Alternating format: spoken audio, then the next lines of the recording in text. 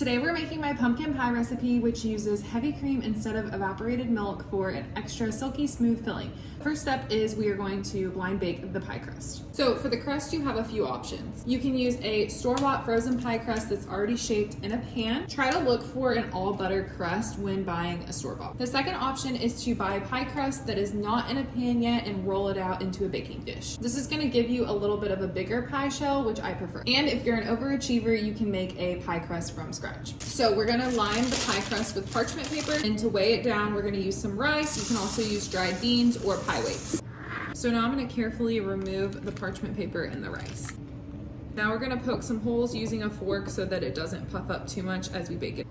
So while that finishes baking, I'm gonna make the filling in my mixer.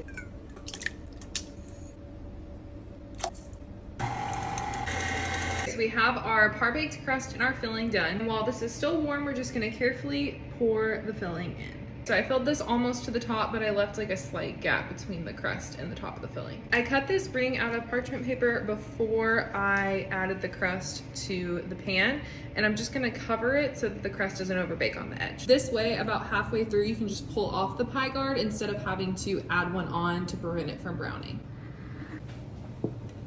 Now that this is baked, we're gonna cool it on a wire rack. And when you pull it out of the oven, the center should still wobble a little bit and the edges should be set.